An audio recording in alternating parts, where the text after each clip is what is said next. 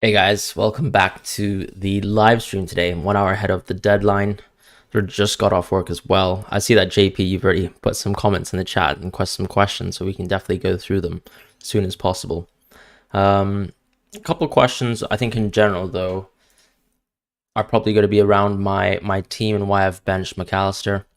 I'm not 100% certain on that call, and I might actually change it during the live stream, so we'll see how that works out. But the idea is, of course, with Fernandez seemingly maybe fit to play this match, I'd like to go with Fernandez first, tempt his start versus Tottenham, and then have McAllister come off the bench for Fernandez if he can't play.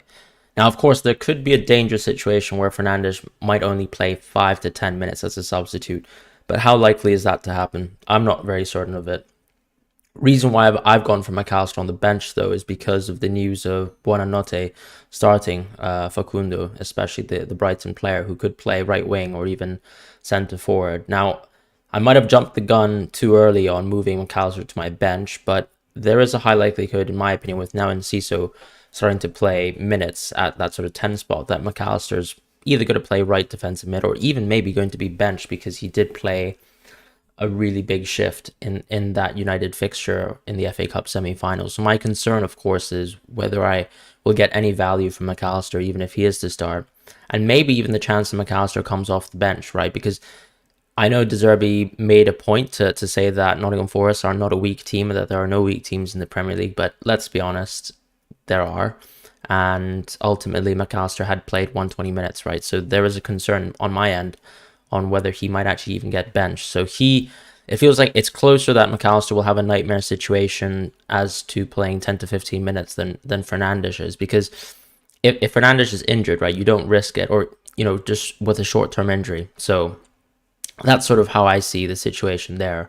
I know the United-Tottenham match is very important for United's stake when it comes to top four, because of course Tottenham are one of the challengers for those European spots. But I feel like Erik ten Hag's not going to play that sort of risk. But, we don't have an Erik ten Hag presser, so it is a bit risky, I suppose, to play Fernandez, but I'm happy to do it because I think there's a higher chance that he starts or doesn't play than McAllister. I feel like McAllister could find himself in a situation where he comes off the bench. So that's why I've done that move. But my team aside, let's just quickly go to the questions. Hey Rio as well. Nice to see you on the live stream. JP quickly says, hi Fran, start Chilwell, Botman or Estupinian. Also Grealish or Saka. So I prefer Estupinian and Botman over Chilwell. I think it's a tough situation though. If you find yourself putting Botman on your bench, I think that's quite regrettable, but I think Botman should be first bench. Chilwell I'm not that fond of. Yes, Chelsea are playing at home at the Bridge, but what's the real value of that when we've seen them be really poor defensively as of late? So I like the idea of going for Estupinian as a starter and then Botman probably second. As far as the Brighton players, I don't think they're a trap, right? Because at the end of the day, you're still playing double game weeks. Yes, of course, everyone's going to be tired, but you have to think about, for example, United. Why wouldn't you suggest that they're a trap? They've been involved in the FA Cup as well. They have now no longer European fixtures, but they've also been a tough run schedule. We're still invested in United players.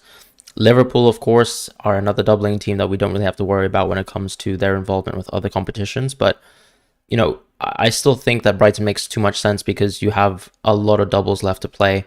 And yeah, I think it's not necessarily a priority for this week, but it's a generally good idea because Nottingham Forest is a better fixture than, for example, West Ham away when we compare to the likes of Liverpool. And when we compare to United, I still think Tottenham away is probably worse than Nottingham Forest, right? So that's kind of my thoughts on that. What do you think Man United 120 minutes and the Spurs shocker does to the Spurs United game? It's an interesting one because I feel like whenever I watch United play and Bruno's not playing, then they lack a lot of creativity. So my concern would be whether they actually are able to muster up enough of an attack to really cause a lot of damage to Spurs. I think it could be quite a tight game with maybe 1 to 2 goals scored from both teams. And that's kind of my concern to the atmosphere of that game. However, I still think because of how poor we've seen Spurs lately, and of course there was a slight one-off in the contextual matter of things when it comes to Newcastle because they did operate with a back four, conceded practically 4 to 5 goals under that structure, made some quick changes on the 23rd minute. And we also, look, the Willock pass was something else for that. Isak goal. So even that, you can probably take that one goal away, I guess, from Tottenham. Not very often you'd actually concede that goal. Whatever backline you play, you'd concede that goal. So my concern would be Spurs now playing at home, probably going to be a low-scoring fixture. That's my estimation of that game. Doesn't really stop you from picking these players, though, because both of the defenses have been quite poor, notably United away from home, and Spurs, their expected goals conceded metrics as of late have slowly started to skid. So that's my concern. Kane, Bruno to Salah, and Isak -4. I like that move, but it really depends on who is your midfielder going out. And because Bruno is a doubler in double game week 34, I think you could probably exercise that move on 34, right? Because Kane still has a good fixture on paper. United are not a very strong defensive team away from home. And I love Salah and I love Isak this week, but I'm not really sure it's worth the -4. So if you roll the transfer this week, right, wouldn't it actually help you get those two players next week for no cost of the hit, and potentially you wouldn't even lose any sort of value because they actually have better fixtures then. So for example, Salah, when you compare to Bruno, has a better double, and then Isak versus Kane next week, I'd still say Isak actually trumps Kane, whereas this week I feel like Kane versus United at home specifically is actually quite comparable to Isak versus Everton away. And my other concern with Salah, of course, is West Ham away isn't particularly good. And the question, of course, is who's going to come on from your bench for Bruno this week? Because if the answer is someone like Grealish, then I would probably say don't take that -4. Keymaker says, which two would you start from Mitoma, March, and Grealish? I would probably go with Mitoma and March, honestly, because I see them as starters. Unless, of course, as I said, we get that Facundo starting on the right wing position, which would obviously hamper March. But I would probably go towards this fixture with the assumption that March and Mitoma start. So on that basis, I'd probably start those two. And they still have a better fixture than Grealish. Leslie says, Isak's still your cap. That's totally fine if Isak is... Did you captain Isak in Game Week 32? Rio says, Bruno over McAllister is still sussy, though. Potentially. Well, what's your concern there? Is it more the fact that McAllister could be playing in the 10 spot? Because I feel like there's a very small chance that he plays in the 10 spot.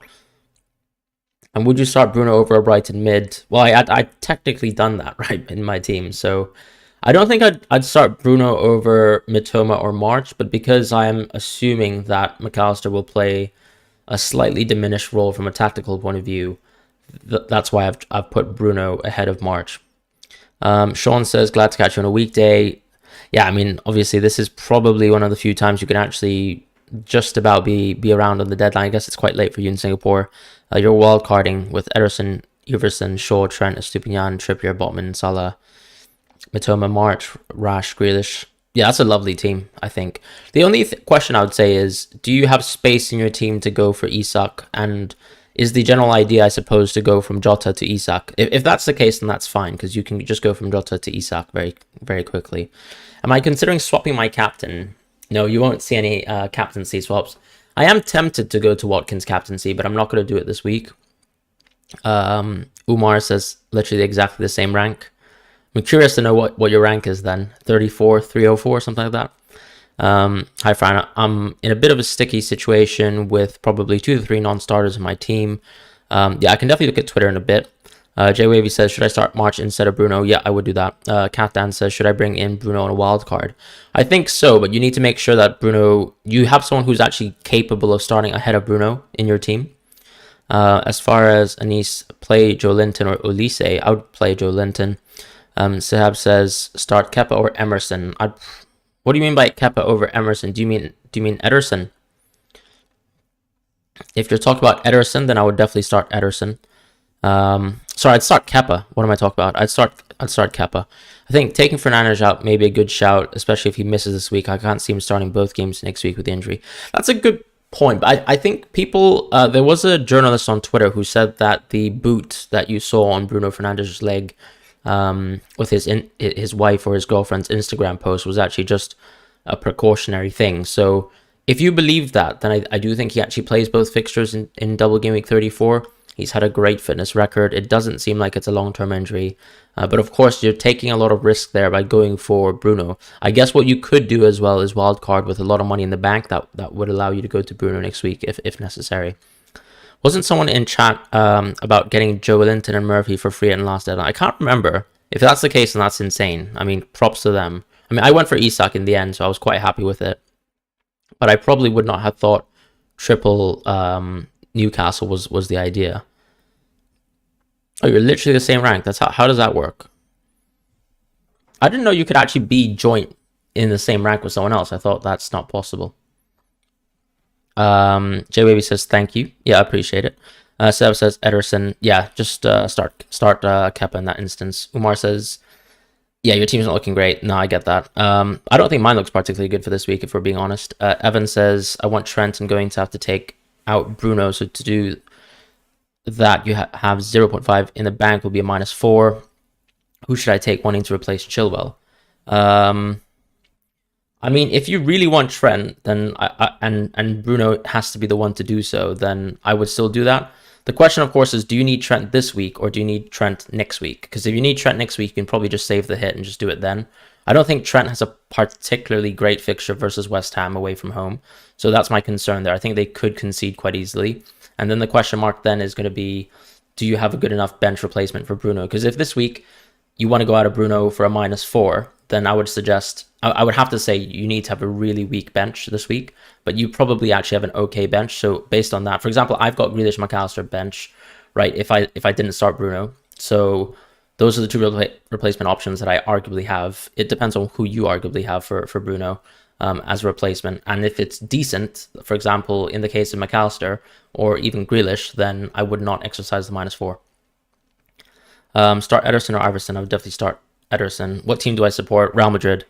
Unfortunately, I don't support any Prem teams, but I have to say, because when I grew up, I did watch a lot of the Premier League with Jose Mourinho's kind of Chelsea team at the time. So I have a small affinity to that group of players, but I don't have an affinity towards Chelsea. My family from Spain are all based in Madrid, so I've been supporting Real Madrid for a long time. Captain March versus Trippier versus Isak. I mean, I would captain Isak, but would I really captain them when we have these great options this week? Probably no. Mr. Marley Marl says, who should I bench out? Osaka, Salah, Grealish, Mitoma, March. Ooh, I mean, I'd probably bench Grealish, honestly. Start Grealish or Saka. I'd probably start Saka. GXC says he loves me. Yeah, I love you too, GXC. Kafdan says, why not Dallo over Shaw? Dallo playing wing back, Shaw center back all the way. Well, I mean, one of the interesting things about Shaw at center back, I think, is he still takes the set pieces, right? So that's quite a big plus. My concern with Dallo is there ever a time when Dallo could be benched? Because Wan-Bissaka has been great this season. Is there going to be potentially a game where Shaw plays left back and Dallo gets displaced? I feel like Shaw is more nailed than Dallo. But if you don't believe that, then go for Dallo, because of course, I agree. Generally, if you play all your games out at fullback, you're just going to outscore a center back. Ria says Ala Madrid. Yeah, that's great. Salah says bench one of... Oh, good to see Salah in the chat as well. Bench one of March, Matoma, Rashford, Grealish. I have Watkins, Isak, and Haaland up front, and Salah as well. Tough question, actually. I'd probably bench Grealish. Adam Jardine says Trent and Jota for Kane and Henry for a -4. Honestly, that actually seems like a pretty slam dunk of a move. Just because Trent is such a big upgrade over Henry. Kane for Jota, that's an interesting one, because I feel like Jota will start, and then you got 34 anyways. But Kane does have a really good fixture this week, and my question would be, are you forced to play Henry this week, or who would you play in that spot, for example? Because Trent's obviously going to start for you this week, but if you weren't starting Trent, who would you be going for? Top 5 captains by ranking. Haaland, Salah, Watkins, Kane, and then 5th option I don't really even care about, because why are we captaining our 5th option? Why did you say your team isn't that good this week? Who would you want to have? Well, first of all, I'd want to have Salah, and I'd want to have Solanke, but I don't have these two players, so or even Isak, for example. But I just don't think it's worth the -4, because ultimately it's still an okay Kane fixture, still a good time to own Grealish, for example, and I've still got Rashford, so I'm not too, like, I don't think my team's terrible, but I am quite jealous. And also, for example, if you look at the keeper situation that I have, there's a high chance that Steele might not play. So if Steele doesn't play, Sanchez comes in. So that's going to make my team a bit worse. Kepa, of course, is decent this week, but not an astoundingly good keeper compared to Steele if he was going to play versus Nottingham Forest. And that creates a complication because a lot of people seem to have Estupinian or Dunk. And my concern, of course, is if Brighton get the clean sheet and I don't get it, then my team's worse than most players. Adam Jordan says, I would have to play Shaw if I don't... Yeah, fair enough. I mean, I guess Shaw, I don't have much high expectations of him. That -4 seems to be quite sensible. Isak or Jota, Kane gone. Look, I prefer Isak personally over Jota, but up to you. At the end of the day, Jota is slated to maybe play both games in 34, whether it's as a starter for both or just simply off the bench for one, starting one. I think it's quite comparable to Isak, because what I would say is Isak actually has a much better Gameweek 33 fixture, whereas Jota clearly has much better expected points, almost, if we want to just put it air quotes in it, in 34. So the question is, do you prefer Isak now as a transfer? If you're taking transfers this week, I would say Isak by a country mile. And not to mention that Jota would probably also hurt your team value as well. So that's going to make things tough. Rustam says, Pope plus Shaw or Kepa plus Shaw to start. Ooh. I kind of like just going Pope plus Shaw. The reason why is because they actually have much better clean sheet odds than anyone else, right? Even if you include Chelsea or United. And this is a fixture that I would definitely go triple Newcastle defense if I had to. And ultimately, it seems like Shaw will be injured, so you'd be forced to play Shaw anyways, but it's worth taking the gamble because I don't see Shaw coming off the bench, that sort of situation. So I would just go for the Newcastle players in your team. Bench Botman, Martinelli, or Gundogan. I'd actually probably do Martinelli, then Botman, then Gundogan in that order. I know Gundogan's going to get a sneaky 15-pointer sometime in the future. It might even be versus Arsenal, but I'm not too fond of Gundogan, unfortunately, as a pick. I have to say that. I would bench Botman, but Martinelli would start for me. If you actually only had to bench one player, I'd actually probably bench Gundo. Llewellyn says, Kane, Ake, Bruno out for Salah, Trenton. That's a monster -8, but it sets you up well for 34. My question would still be, and honestly, everyone's question to themselves this week should be, am I going to make these transfers, these -4s, these -8s this week? Or am I going to do the -8, which could be a -4, and the -4, which could be, for no cost involved for a hit next week? Because are the fixtures this bad for Kane? I don't think so. I don't think this is a bad fixture for Kane.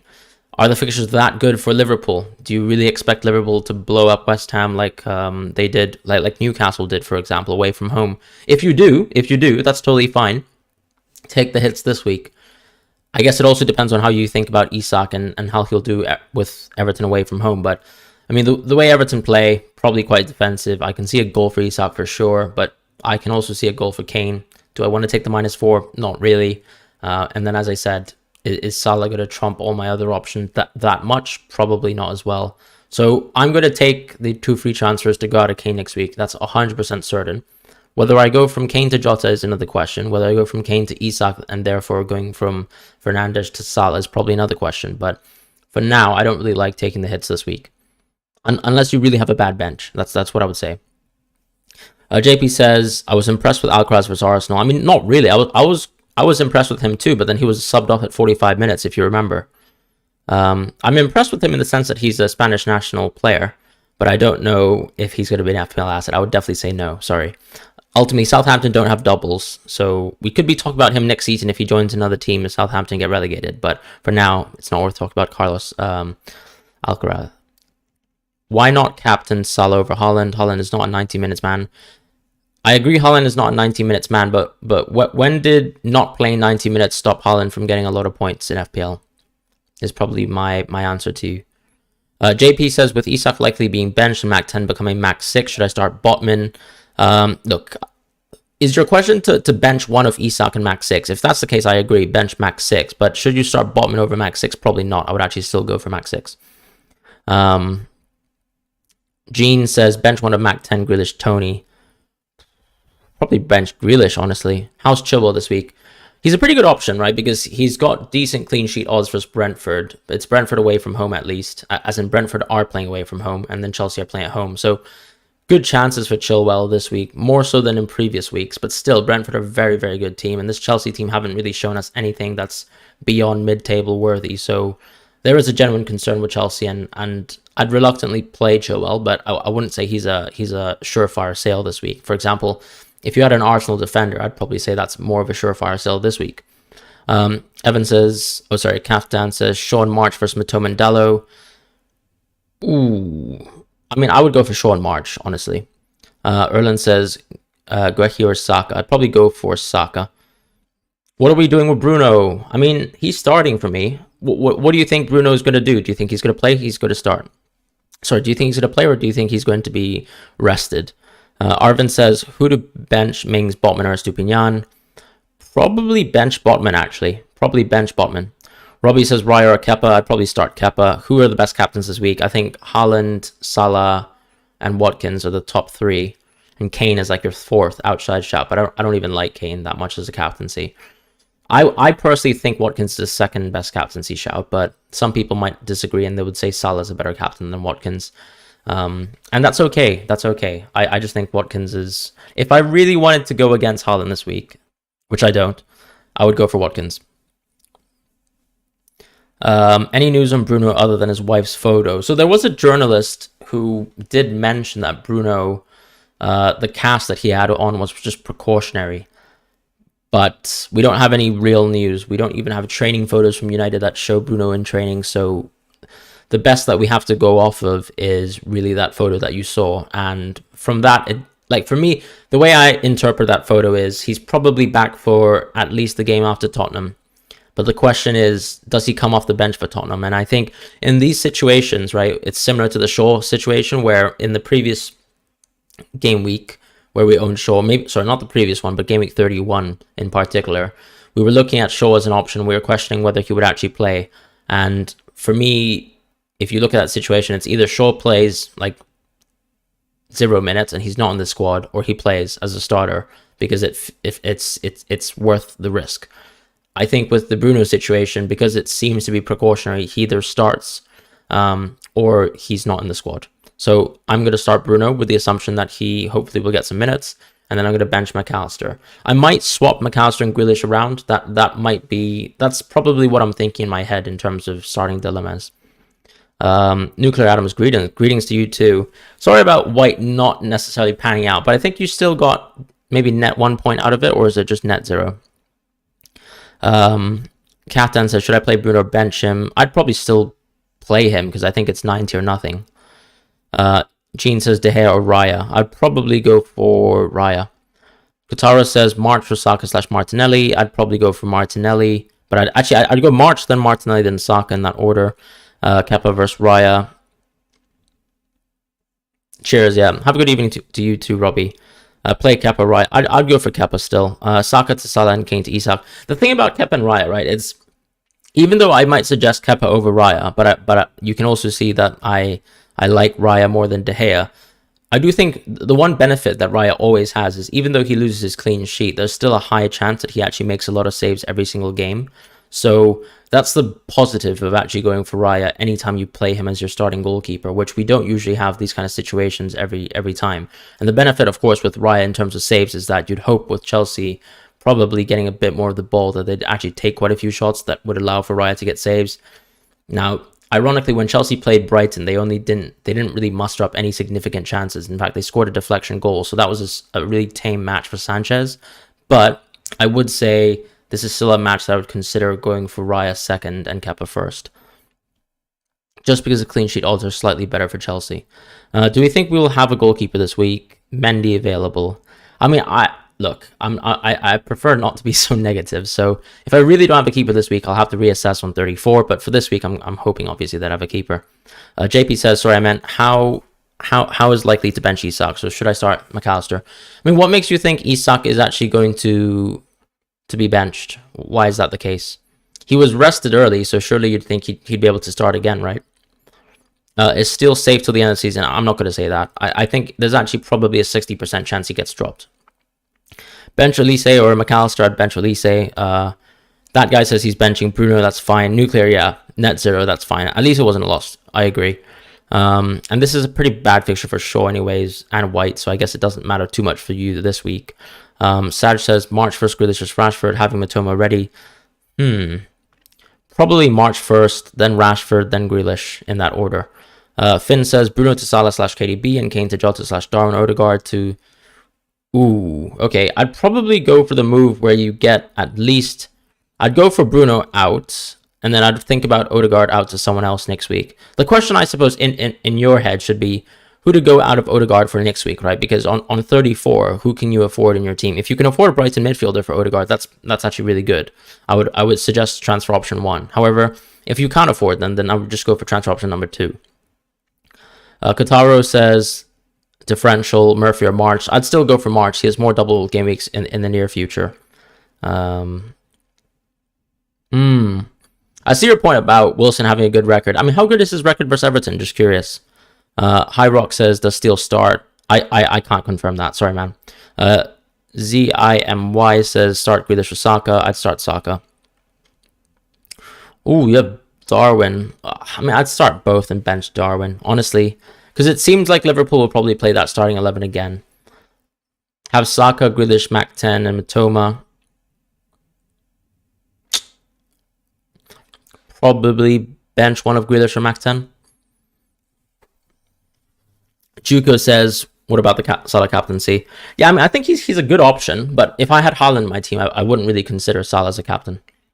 But if you don't have Haaland, then perfectly fine to play a Salah captaincy. Would you consider captain what? Yeah, I would do that for Yaz.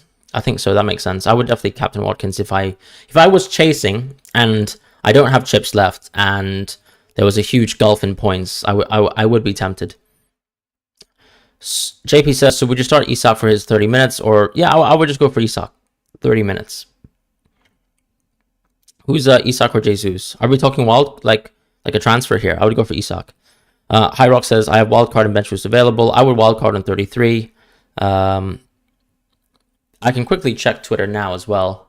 Now that I've actually got into the end of the questions, let's just quickly check Twitter.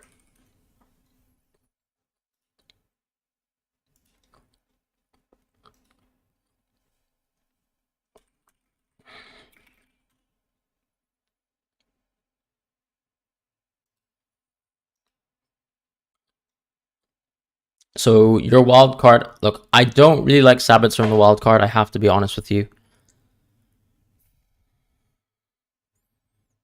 But you do have bench boost available, so I understand going for Leno. That's fine. I would probably prefer triple Liverpool, but not spending that much money on them. So I'm not sure if Jota would be a lock in my draft. I'd probably... I guess the question is, do you prefer Martial? And I know this hurts already to say, but do you prefer maybe Grealish, Martial, and Robertson? Or do you really prefer Jota, Sabitzer, and Shaw? Because the way I see it is you still have a space for a third Man City player because you're not going for triple Brighton mid. And if you're not going triple Brighton mid, then I'd probably say Grealish is a very good fifth spot in that team. You could also respond to me by saying Sabitzer is only going to be played for 34, so he occupies the same space in Martial as your team. So that's fine. I actually quite like this draft, to be honest. If you really think Sabitzer is just going to be a Game Week 34 punt, you're never going to play him again, that's fine. My question would be, I think when you go past 34, you're probably going to look to reinvest some more money into your team. Maybe around 37, for example. A lot of people are going to be looking for a City mid. So when that time comes, do you have enough money to afford another City midfielder then? And your answer might be, I'm going to do a double transfer from Jota plus another midfielder like Sabitzer into a City mid plus a sort of bench forward, right? And change my team structure from a 3-5 to a 3-4-3. So those are the only questions I would ask you now. Do you prefer being in a 3-4-3 already? Or do you prefer, or a 3-5-2, sorry, or do you actually prefer this sort of 3-4-3 structure that you've created? But still a strong team.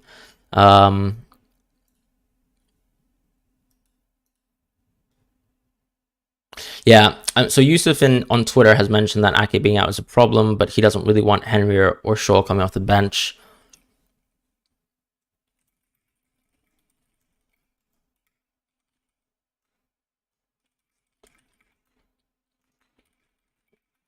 One of my issues this week though is there aren't many good midfielder transfers to make. You still don't know really if Grealish is absolutely nailed. I think Grealish is an okay transfer, but it's not like this game is great, right? Like Arsenal is still a very tough game on paper, and so Grealish doesn't seem like a super tempting transfer. So a lot of the upside is actually within the forwards when we go to Jota or Isak, or going towards another defender in Trent. But beyond those kind of options like Isak, Jota, and Trent, there aren't really many upside picks that we're going to this week. So if you're forcing a -4, that's why I would say just wait for the next week. And even though you might have some bad options or some bench options that you didn't really want to play in the first place, try to have a look at that, because ultimately West Ham away I don't think is as good a fixture as we all think.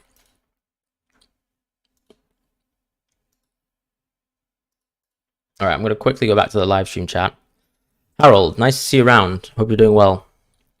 Jota or Isak, I'd still go for Isak. Alan, nice to see you around as well. I've seen you, haven't live streamed in a while, obviously, but hope you're doing well.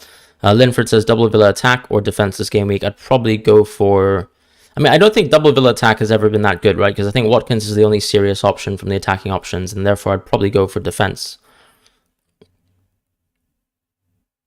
The Witcher says, hey Fran, thoughts on Martinelli to Rashford, planning on 3 at 34, and current rank is 14k. Fantastic rank. Yeah, I like Martinelli to Rashford. You could obviously save the transfer, because this might not be exactly the best fixture for Rashford, but I can understand going for Martinelli to Rashford. Ultimately, you'd probably go for Rashford anyway, so why not just make it this week when Rashford still has a better fixture than Martinelli? I would agree with that. Grealish might not start, though, and it's tough, and I feel like Jota's in really good form. Plus, could be good for the double. No, I see your point, and so that's why I don't discredit that. I just think that obviously Sabitzer makes it tough. If you don't really want to, I mean, as I said, you can save 2 free transfers in the future and just go towards the 3-5-2 formation in the future. So definitely, if you want to capture sort of the short-term strength of Jota's fixtures, then go for Jota. FPL Greg, nice to see you. Good luck as well. Fran, do you not think, regardless of McAllister starting or not against Forest, is a better fixture than Bruno against Spurs?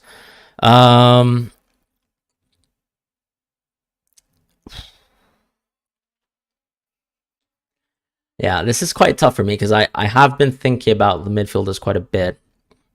As I said, though, I am concerned that there is a scenario where Mac 6 might come off the bench.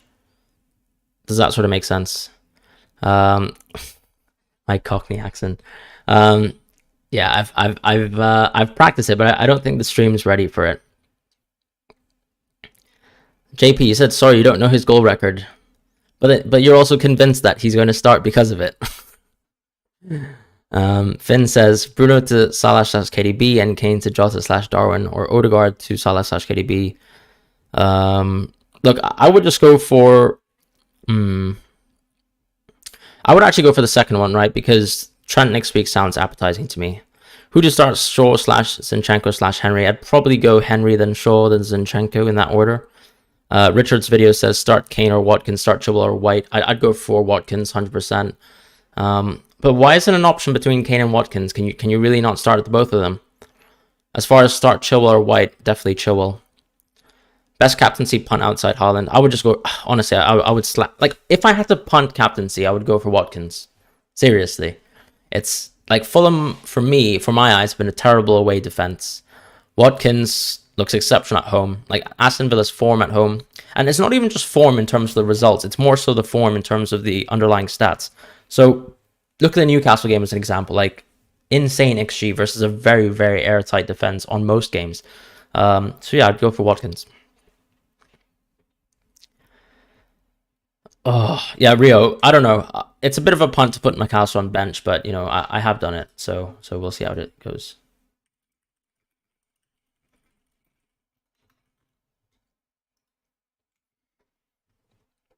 Start Shaw, Chilwell, Botman, or Max 6. Tough there, because I think all these defenders don't have the best of games. I'd probably still start Max 6 over them. Castagne, Stupinian, or Moreno, and ask and why. So Moreno, for me, has the best fixture because he's at home. I've talked about how Aston Villa have really, really good numbers at home. If you look at the expected goals conceded in the previous home fixtures for Aston Villa, they're astoundingly good. And actually, the fixtures away have always been bad. For example, they were quite fortunate, I would say, to not concede versus Chelsea when they won 2-0, I believe. And you can see examples of their away fixtures actually probably panning out worse than it did in real life. However, the away fixtures, the home fixtures, sorry, for Villa have been incredible from a defensive point of view. So I do like Moreno. Now, of course, he was early subbed in the previous match, so that's a bit concerning. But, you know, Moreno was basically 1 minute away from keeping a clean sheet. I still think he gets the start here, so that's why I would still suggest him as option number 1. I would then go for Estupiñán, because Estupiñán is... If you're asking me about a transfer this week, though, I think Estupiñán's a better transfer, because Moreno doesn't have a double game week in 34. However, if we're talking about starting this week, of course, I think Moreno's a better option. Estupiñán is a very good option, and I think I would transfer him this week. He has a really good 34. The fixture this week is all right. It's still away from home. Brighton are a pretty capable defense, but, you know, we've seen them lose a lot of clean sheets, and I don't think they play necessarily in a very defensive manner compared to someone like Aston Villa, where I do think they really play for clean sheets, like with Martinez. So as I said, Estupiñán would be my transfer for this week if I had to make a transfer. Otherwise, Moreno's, if they're all in your team, I'd go for Moreno. Castagne, I don't think is a serious option at all. Yeah, he scored a goal last week, but honestly, there's no reason to pick Castagne other than he scored a goal last week, because Leicester are a terrible defense and a terrible team. Vanilla says, I am on a wild card this week and bench boost next week, finding it difficult to find 15. You really don't need 15 double game week players. The whole point of bench boosting is that you keep players that would naturally fit your team in the future, and you need players from Newcastle to be on your team on double game week 30 on the double game week 34 wild card. Sorry, I'm on the double game week 34 bench boost because of what you're going to wild card in 33.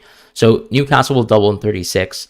They also have probably the best fixture in 34 independently, right, versus Southampton. So I have to say you have to go at least double Newcastle for the future planning of your team, because you are wildcarding for your team to last from 33 to 38. So you should have some single game week players that are actually going to have better fixtures afterwards, because you want to have a strong team beyond 34. So 35, 36, 37. These fixtures are when you want these Newcastle transfers, and you don't want to waste or hold transfers for them later, because there are going to be injury issues that prop up. So for example, this week, because we're rolling, we're going to maybe deal with the Bruno issue, whatever comes of it. But it seems like it's actually quite normal. But what if Bruno actually had a worse injury? You would need more transfers to deal with it. So that's my thoughts on why you should go at least double Newcastle if you are going for a bench boost setup. All you would really need is going for Fabianski as a keeper. And I'd be happy to have 3 single game week players. For next week, you'd much prefer Trent over... Yeah, 100%. I prefer Trent by a country mile. Becco says, Haaland, Watkins, Isak, or Haaland, Jota, Solanke. Definitely option number 1. So I would go for the first option, Becco. Richard says, has a midfielder Martinelli, Saka, Rashford, Maddison, Mitoma. Yeah. I mean, do you really want to start... I would go for Kane and Watkins. I think Kane and Watkins are better than all your midfield options. Genuinely, both of them, I think, are better than all your midfield options. But I would probably bench... Tough, but I'd probably bench Martinelli or Saka in this situation. Do you think there's a better goalie for the double other than Leno? Fabianski then, I guess, but it's only for the Crystal Palace match. Anka says, hi, good peeps. Let's make it a habit of liking the stream. Thank you so much as well. I forgot to mention that, but nice to see you around as well. I guess this is another American-friendly deadline. This is my final team. Yeah, until I change my bench rotation, basically. I don't know what to do. JP says, I'm not off the stats, but I read it on Scout. Fair enough. I get the idea. Riz says, just joined, so sorry for if it's repetitive, but why not Kane plus Fernandez, Isak plus Salah? So I would do it if I had 2 free transfers, Riz, right? But it's going to be a -4 for me. I think Kane has a better fixture than Isak when you add in the -4. And Fernandez versus Salah, it's not even about Fernandez this week, right? Because it's going to be, if Fernandez doesn't play, it's who's on your bench. And if Fernandez does play, he probably plays 90 minutes. So I think Fernandez actually has a good game on paper because Spurs have been terrible defensively. But that's not to say that United are bad defense either. This could be a both teams to score game. United have been really shocking away from home. I mean, look at the Sevilla game, for example. I would go for Kane and say that he's a better option than Isak this week, because there is a slight concern that Isak might not start, right? Even though he had a fantastic game versus Tottenham, and he's had many good games so far. Plus, he has really good underlying stats, but still a -4. I'm actually planning to go Kane plus Fernandez to Isak, Salah next week. So if that helps you understand that, that's how I feel. I feel Kane is a much worse. Like, if you had to compare all these options, and you don't even need to -4 next week, I'd definitely say go for that. Hi, Fran. Who to start? Trippier and Botman or Trips and Estupiñán. Trips and Estupiñán for sure. Benji says, will Madison start? I think so. I mean, he was only ill last week, so I can't really see why he wouldn't be able to start. Trent starting is essential. Right, play. Oh, I have to do my Cockney accent or play Mac 10. Yeah, you know what, mate? Just to save myself some embarrassment, let's just play Mac 10. There you go. There's my Cockney accent. FPL Yeti says, Fran, help me choose between Bruno and Martinelli. City away is obviously tough, but Arsenal can score against anyone, and Martinelli is in good form too. I would just go for Martinelli. It's a very tough away fixture, and you're correct, but yeah, I mean, I wouldn't mind starting Martinelli because he is an incredible player. Doing an amazing job on the channel. Thank you so much, Finn. I hope you're doing well. Linford says, I own Saka, Grealish, Rashford, Matoma, and I'm looking to sell Bruno for a 1 week punt. A 1 week punt. I think March is a good 1 week punt. Like, I think March is the most serious 1 week punt that I can recommend in the midfield position, because I'm trying to think about all the other players that you can go for at the cost of Bruno Fernandez. So let me see. I mean, Nottingham Forest away from home, that's probably one of the elite fixtures. You can't really even go Salah, I imagine. So let me have a think.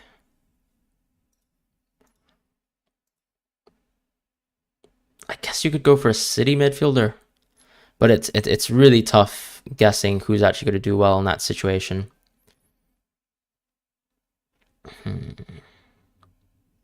Buendia. We could go Buendia, right?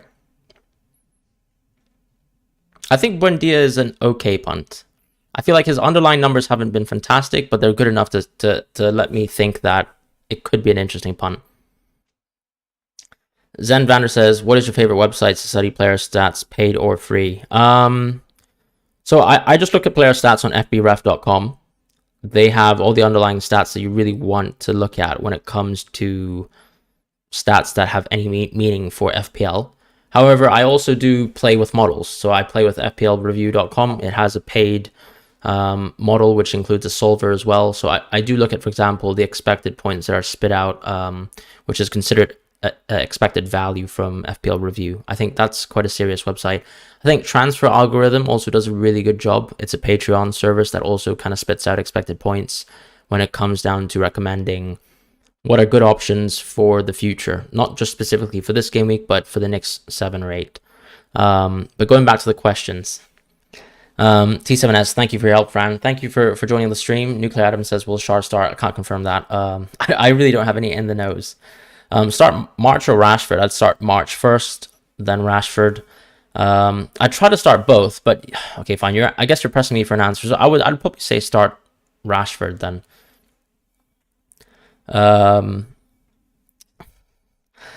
Steele or Kepa? I'd start Steele, because if Steele doesn't start, then Kepa will just play. I mean, there's a very, very small chance where Steele doesn't start, Sanchez starts, Sanchez gets injured, then Steele plays. So I would go for Steele. He has a better fixture. Fionn says start Saka or Rashford. I'd start Rashford. Keith says Isak, Marsh, Grealish. Who should I bench? I'd probably bench Grealish in that situation. Any Leeds or Leicester players you recommend? No. I really don't think that those teams are serious options. They don't even have doubles in the future, so I wouldn't really recommend any of them. Fionn says I'm in the unique position of having all 30 Brighton mids. I think that's a fantastic position, to be honest. If you saw my wildcard drafts, I did suggest that would be the way to go. But I can understand people not being very high on Mac 10, who is now Mac 6. And of course, for that reason, you could just move towards a Brighton defender. I don't know how you feel about that, though, Fionn. Pretend says, should I cap Salah or Haaland? I would go for Haaland. Do we know if Shaw's fully fit? I mean, he is. He's been playing a lot of the matches back-to-back, no? Would you rather start Neto or Kepa? Kepa. Actually, I would start Neto, sorry. I mean, Southampton, I know they scored 3 versus Arsenal, and Bournemouth conceded 5 last time, but I would probably still start Neto. Bjorn says, Haaland. Yep, I agree. Fran plays with models. What's wrong with playing with models, Rio? Are you not happy about that? I would say I think playing with models is at least good in terms of consulting with someone that isn't subjectively biased. So for example, let's say I am a fan of a certain team, or let's say I've only watched 7 out of 10 of the matches in the previous week, and I missed 3 out of 10 of the matches. What is the best way to understand what happened in those matches? Maybe it's like looking at underlying stats, which I do anyways, but it's also looking at, for example, I mean, even looking at betting odds is a form of playing with models. Do you guys look at clean sheet odds? Do you look at goal scoring odds? Do you look at assist odds? Those are all forms of models, right? Because all those metrics are based on players playing 90 minutes. Now, if you started doing something like, okay, I think Grealish is going to play 75 minutes, and I do 75 out of 90 as a percentage multiplied by the goal scoring odds, then you could create your own expected points model in your head. But yeah, I think it helps to play with models because it is objective in a sense. I'm not saying it's fact, but it helps you kind of ensure that you're not playing too subjectively. Start me or Ake. I'd start Ake. I mean, because if he's injured, he's injured. If he's playing, he's playing. So that's kind of how I feel about Ake.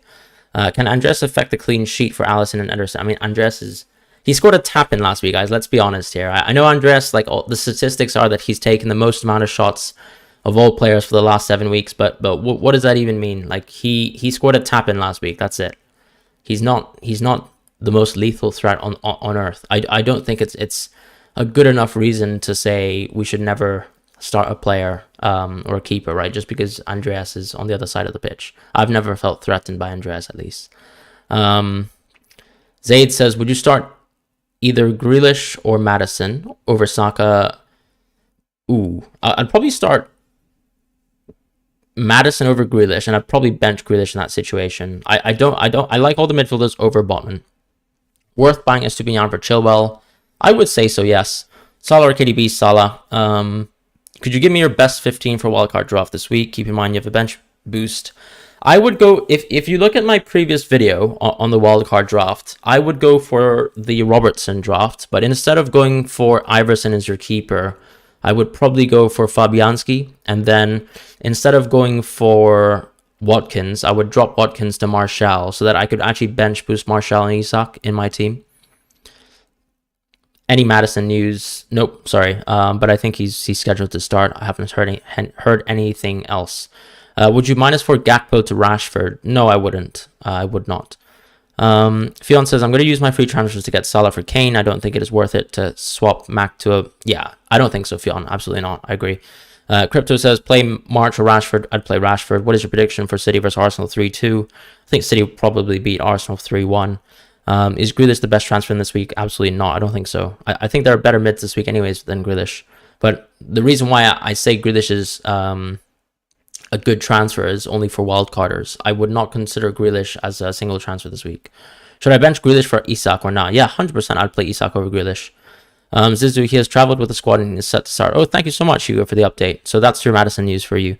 Problem is I have Stones, Rob says, so I'm leveling myself with benching Saka based on that. I see what you mean in terms of hedging. Yeah, if you had Stones instead of Trent, would you bench Saka or Grealish or Mac 10? Erlen, what's going on? Going back to the question that you asked the Rob, look, I'd probably just play Saka then. I see what you mean though. Like I guess if you want to really play towards a City result, then go with Grealish. I don't think it's too far apart. Oya King says, my G, how's it going, bro? Okay, quick question. Botman, Shore, Henry. I'm gonna say Botman.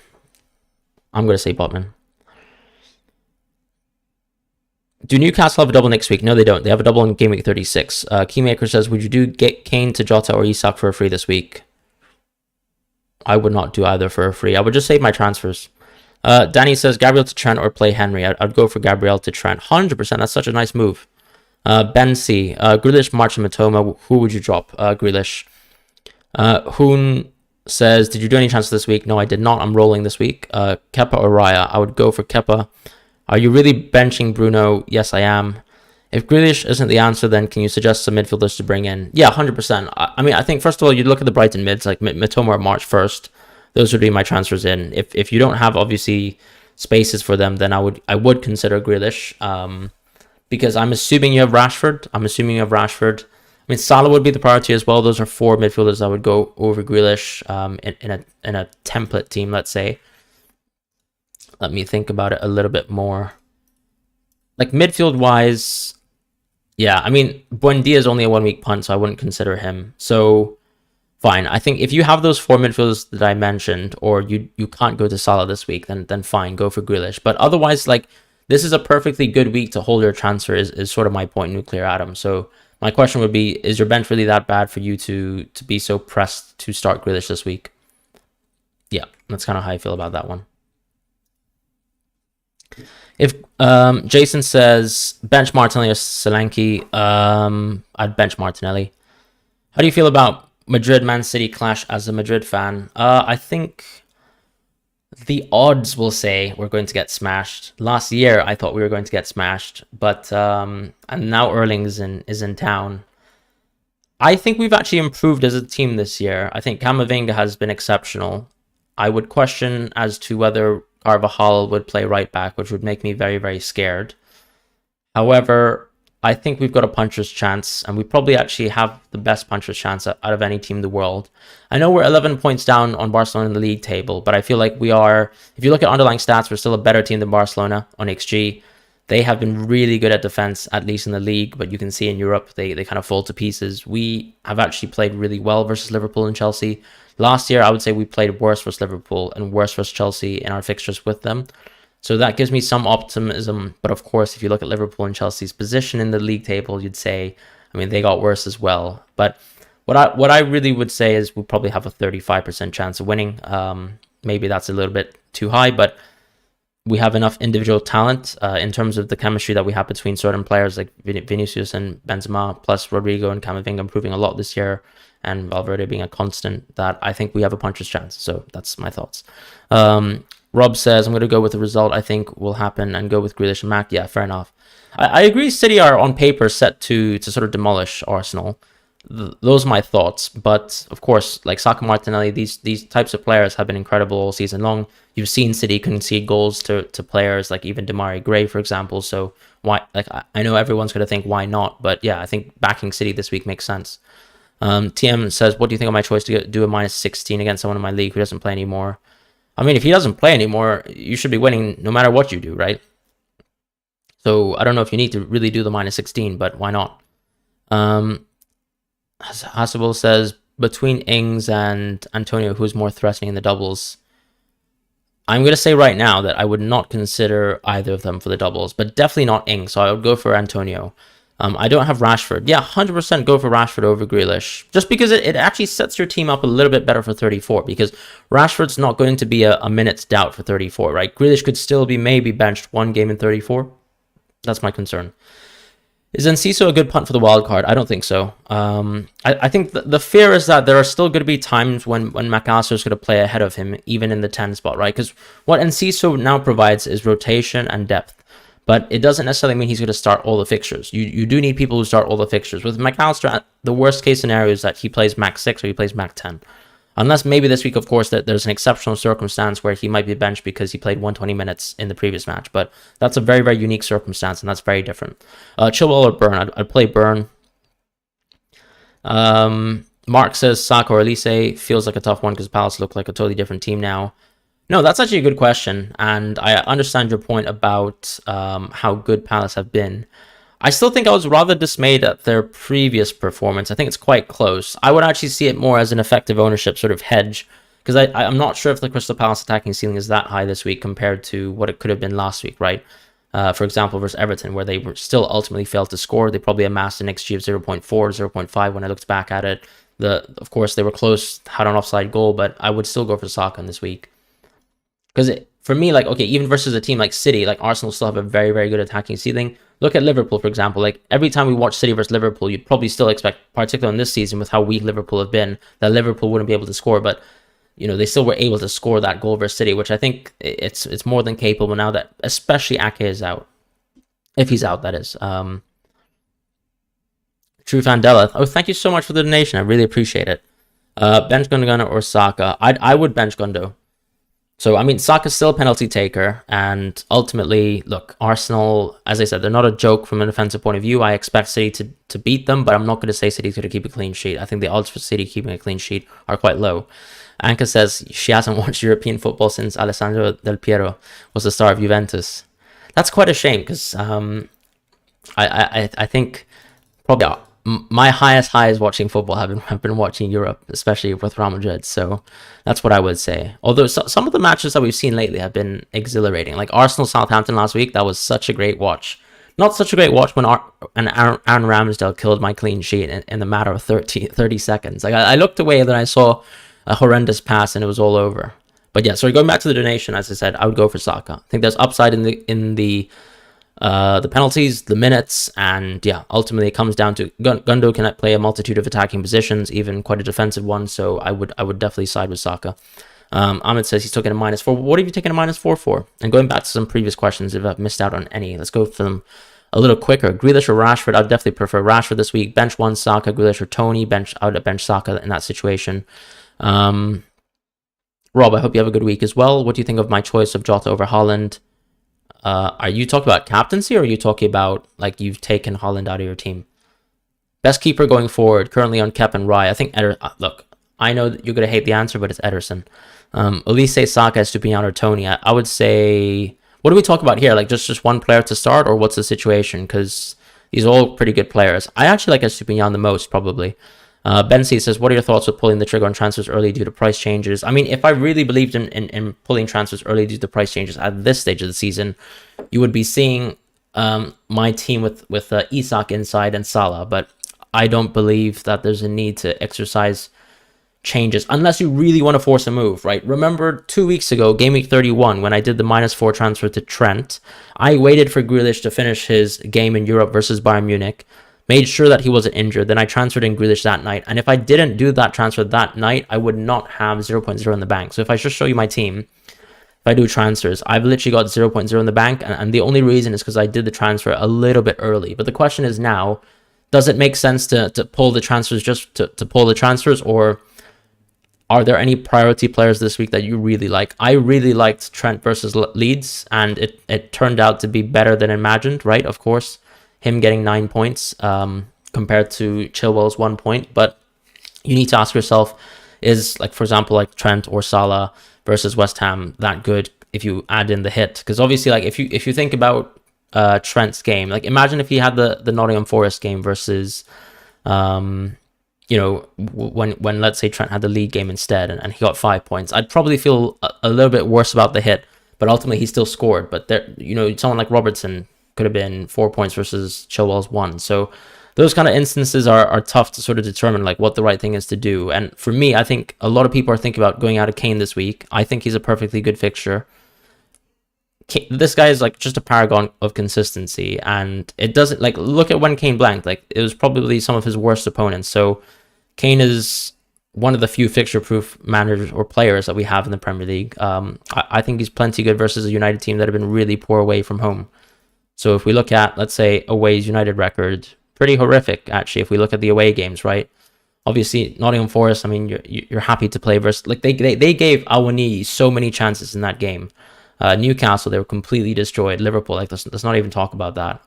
This Leeds game, for example, they actually played worse than when they were playing Leeds at home, but then somehow actually managed a better result. So that's Man United away for you this season. I think they've been a pretty poor team, so I'd be pretty happy to back players who actually have good fixtures, and people are going to have good fixtures in Gameweek 34. So the -4s and the -8s, as I said, that you're planning for this week, I mean, why not save it for next week when they actually make more sense? Because United will have a double, Liverpool will have a double, Kane will only have a single. Freddie, I'm sorry, like, you're spamming the chat a little bit too much. I'm gonna have to put you in timeout. But I think your question was, would I keep Maddison? And my answer would be no. I think Leicester are a pretty horrific team. They don't have doubles.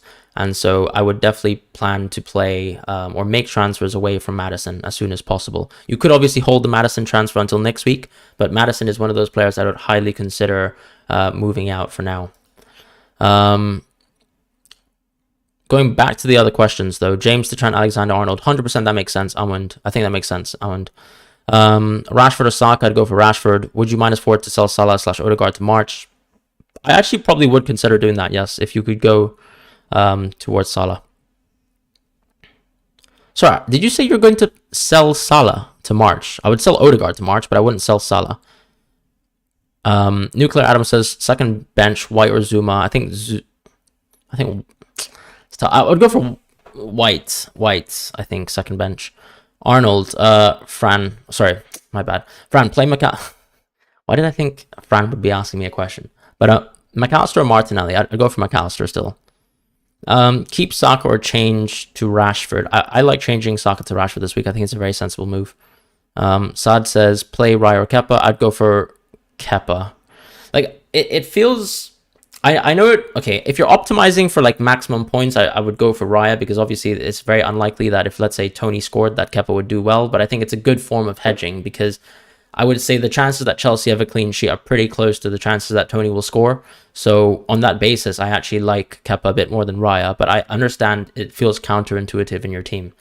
But my issue is that it's hard to predict those kind of scenarios. So I'd probably play Kepa. But if you have Tony in your team, you're going to play him anyways, then just play Raya if it makes you feel more comfortable. I think it's really, really close between Raya and Kepa anyways, where I wouldn't fault you for going for Raya.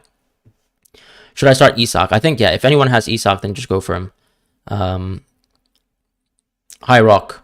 Are you sure? I made a wildcard draft video with Robertson in the draft. I think Robertson might have just been on the bench, if you look at the bench. Qatar says, oh my god, the deadline is over. Totally missed that.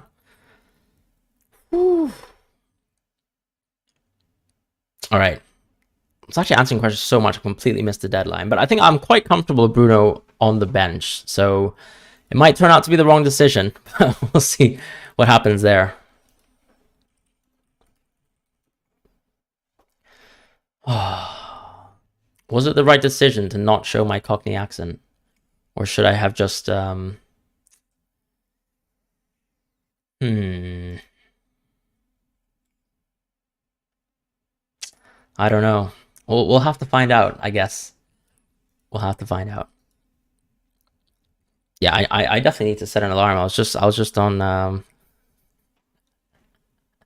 I need more practice. Otherwise it's gonna be suboptimal if Bruno gets a 10-point haul. Let's just pray that Bruno really needs that recharge, you know, as per the source that was his girlfriend or wife. So Okay, let's just hope that McAllister gets a penalty and a start. I am quite worried that McAllister might be benched, so we'll see what happens. You don't think Bruno starts? Yeah, but I think my concern is that there's a scenario in the world where Bruno might start, and on the other hand, McAllister might not start. But we'll see what happens. Joannos, I hope you're doing well. I didn't switch. What do you mean, like switch back? Yeah, Bruno's on my bench, guys. Bruno is on my bench, I think. This is terrible. This is terrible FPL management. Yeah,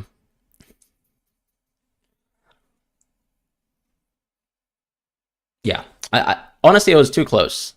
And even Grealish is arguably a bad option for this week. So I'm kind of happy I dropped Bruno anyways. I don't know how you guys feel about that. Maybe it was the wrong idea. I think it was either Bruno or Grealish or Mac 10, and maybe I think one of the mistakes that you can make sometimes is if for example, because we got the De Zerbi news. Hyper T, did you pass the deadline? I mean, it's 6:03, so I think I would have hoped you started as Stupinian over Botman because that would have been my answer. Who would you start, Saka or Bowen? Are these serious questions? Because the deadline's over. I'd probably start Bowen though. No, I'm kidding. I'd start Saka. Geronimus says I've been stung by my choice, which I think is correct, to go with March, Mitoma, not McAllister. When you say you've been stung by your choice, do you mean like in terms of the points that you've gotten as of late, or like for example the March, like missing out on the goal, the change decision there? Because I feel like March and Mitoma now makes sense. You started Saka last second. Fair enough. Nice. Good move there. Kepa starts hoping for a clean sheet. I like McAllister, but you know, I mean, obviously, I think I like McAllister a lot less this week than I did in previous weeks, because you can see now that Enciso and even Buonanotte are going to play in attacking position. So that already hampers the chances that we can get to see McAllister within a good attacking position that will get returns. Whereas with March and Mitoma, more than likely they're nailed in left wing, right wing. So it's not like Mitoma's suddenly going to be a left wing back next week. Or, I mean, March could, I guess, be a right wing back. But I struggle to see how that's going to be the case, because he's been such an effective player from goals and assists point of view that I really struggle to see him dropping deeper into the field. Sometimes it's better to just lose track. You know what? That's a good point as well, because sometimes some of the last minute deadline decisions that I make on the live stream are pretty horrific. Now, I did make a move within the live stream, so we'll see how that pans out. But yeah. Yeah, I'm not going to repeat what you said, Jonas, but I see your point there. Why don't you just set up a timer on your stream? Yeah, I'll do that for the next time. I appreciate that, Nuclear Atoms. You started Estupiñán over Botman at the very last moment? Okay, I hope that actually worked out, because when you messaged in the chat, it was a little bit late, so I was a bit concerned for you, actually. But yeah, that's gonna be me for today, so we'll see what happens. Have you guys ever made any last minute moves that have you really regretted? I think another thing about last minute moves too, you need to make sure that last minute move at least was in your head throughout the whole week. Otherwise, you're not going to be happy with that sort of decision making, because if you suddenly just did a last minute sort of FOMO move, then I think that probably suggests you played against your gut, right? Because more than often, like, your gut has to be based on some sort of instinct that you have before like 1 to 2 minutes from the deadline. So unless you were obviously sent a message by whoever determines Premier League footballing outcomes that someone was going to do well, you probably want to have that sort of intuition that, okay, this would have been a transfer or this would have been a captaincy that I wanted to go for. That way you're more comfortable with the decisions that you make. Vasily says, Fran, your channel is wonderful, man. You give very good hints on every single week, especially that game week cheat sheet block you have has brought me on top 49k in the world. Mate, I'm so happy to hear that. So thank you very much for the nice comments. I hope you're doing well. I hope you continue to do well as well. Unfortunately, I couldn't get a cheat sheet out this week because the deadline was way too tight. And actually, a lot of people are rolling. A lot of people have actually come into the chat asking me for a -4, -8. I didn't like the idea. The players that they're planning to bring in are very good ideas. That's correct. But my query and my question to them was, did it make sense for a -4? Did it make sense for a -8 on this week? And probably not sometimes. Llewellyn says, I ended up not making the move, the -8. Yeah. And instead brought in Estupiñán for Ake. That makes sense, honestly, because I mean, Ake does seem like he's going to be out for a while. So I do hope Ake recovers in time for 34, but we'll see. Geronimo says, my view on it is to resist making last minute moves unless it makes sense for future weeks. 100%. But it's so hard, right? Because if you do anything based on sort of a last minute instinct, I think that's more than likely going to go wrong than if you spend a lot of time planning. I know a lot of people will say, okay, I spent a lot of time planning and it didn't work out. For example, if you look at last week, my free hit draft, funnily enough, my first free hit draft video got 88 points. And then my second free hit draft, which was actually the one that I ended up playing with the free hit, got 79. So you could argue that the more planning I made, the more decisions that I made, it actually ended up working out worse. But I do think there is some value to making those decisions and actually thinking very deeply about your picks. And ultimately, you have to realize that football is a very, very high variance game in that, I mean, would you really have predicted Southampton 3-3 versus Arsenal last week? Probably not, right? So those are the kind of things you need to look back and say, okay, did it make sense in my mind? And if it did, then that's fine. But, you know, unless you have a bet slip with Southampton and Arsenal being 3-3, very hard to say you knew things beforehand. And yeah, you just have to live with the decisions and the outcomes that you get. The cheat sheet is a great helper for me. Thank you so much, Hyper T. I really hope I'll definitely get the cheat sheet out for Gaming 34, but I'm glad to hear from all of you that it's doing well and it's helping your transfers. Nuclear says Grealish was on my mind the whole day, and after the stream I got in Rashford. I hope Rashford does well now that I've said that. I would feel really bad for you if Grealish did well. But I do think you have to think about it in terms of minutes, right? The Rashford decision is very important for 34 as well. So I'm scared, right? Because Grealish actually played in the FA Cup, then Foden actually came on for him as a substitute. So there is now a very good chance that Foden can be, even starting ahead of Grealish, or maybe even just at least benching Grealish in key fixtures going forwards. And of course, Foden's not a joke. So That's my concern there. Whereas with Rashford, I mean, look, Jadon Sancho is a joke, unfortunately, in the state that he's sort of been playing in. And so, yeah, Rashford is someone who's absolutely nailed, and I can't say the same for Grealish. Geronimo's. Yeah, I mean, like, yeah, playing perfectly, I think, is making good decisions. Doing well in FPL is getting extremely lucky whilst hopefully making good decisions, because you could have a super lucky season. You could also have a super unlucky season. Like, you could make the right transfer. Like, Rashford on most weeks is a good transfer, but he could get injured next match, and you'll have regrets about that. But I mean, did you really predict? Unless, yeah, you just can't predict everything. That's just how football is. I always like to say that if you're so confident in outcomes, then you should start betting, because then you'd actually win yourself a lot of money. But if you're honest with yourself, then it's very hard actually to predict footballing outcomes. If you guys want a little bit of a cheeky little thing, last week, because I was free hitting, I was actually scared of a couple players. I was scared of Solanke that I didn't have in my free hit draft. I was scared of Iheanacho because I thought that Maddison would assist him. And I was scared of Kane because I didn't find him on my draft, because I went for Trippier and I wanted to back the Newcastle clean sheet. And I was also scared of, those are the players that I was scared of that I didn't have in my team. So I put a bet on for Iheanacho, I put a bet on for Solanke, and I put a bet on for Kane, and I won 2 out of 3. But my FPL free hit team also did really well. How often is that going to happen? Probably not. I also lost the bet on Solanke, of course, and that was only 3 bets. So yeah, I mean, ultimately, that also tells you in FPL, right? Like, there are many, many good options within 1 week. I just knew I couldn't cover all of them. Andreas, for example, did exceedingly well. Harrison did really well. Eze, that a lot of people thought would do well, didn't do well. Everton's XG was like 0.4. Crystal Palace's XG was also 0.5. So you can't get everything right. Pratom says, good idea to go -8 for Stones and Trent Alexander-Arnold on double gaming, replacing Zinchenko Henry. I like those moves, yeah.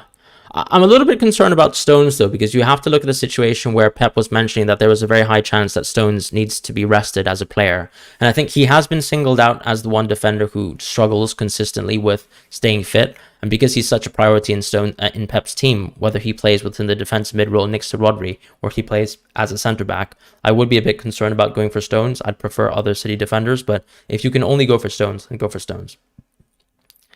Geronis, 100% agree with what you're saying. Anka says, can't wait for the app to allow access so I can blast my free transfers in. Fair enough. Fran, the computer, all love Trent Alexander-Arnold. And that's the funny thing, right? Because Gameweek 17 or 18, I believe I brought in Trent, and he caused me a lot of misery.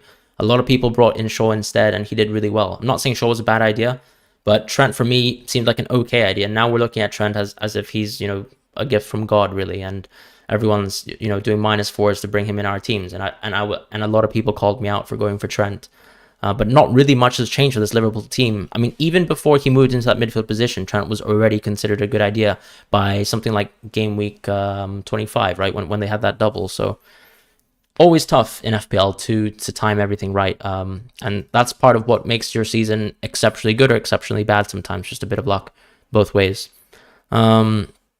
Sefer says, I went with Watkins instead of Jota last game week. Green arrow still, but what could have been? Oh, that's tough. It's a tough situation. I mean, yeah, going Gakpo, I mean, like, there's massive regrets over that, but just purely because of outcomes. But the logic for me to go for Gakpo seemed to make sense in my head. Name 2 nailed. Look, I can't name 2 nailed defenders in City.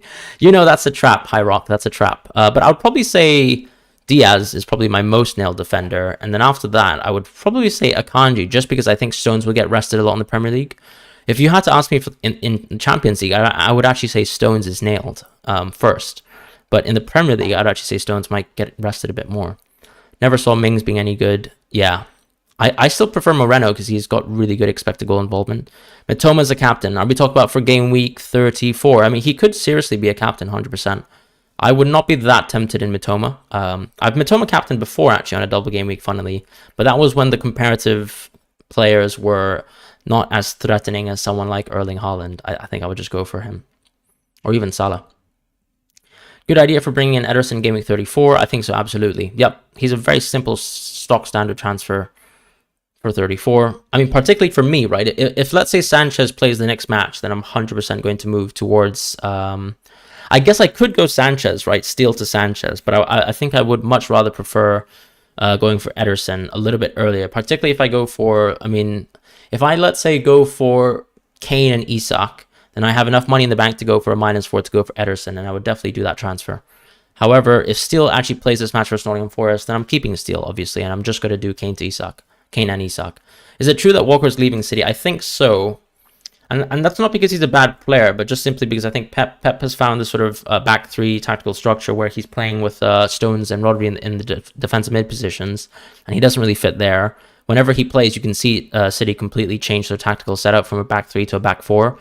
He obviously has played in some weird formations where you can see Walker in a back five as well, but I think the flexibility that Walker offers isn't good enough in terms of the trade-off, or so the inflexibility that he brings isn't good enough for the trade-off that players like Akanji and now Stones can provide in these kind of back three or hybrid four formations. So yeah, I think Walker seems to be on the way out, and Pep even seems to be suggesting the same. Plus, I think Walker actually wants to be starting consistently for a team because he's more than capable of doing that. So Walker and Laporte probably seem like they're on their way out of City, but we'll see whether actually both of them leave.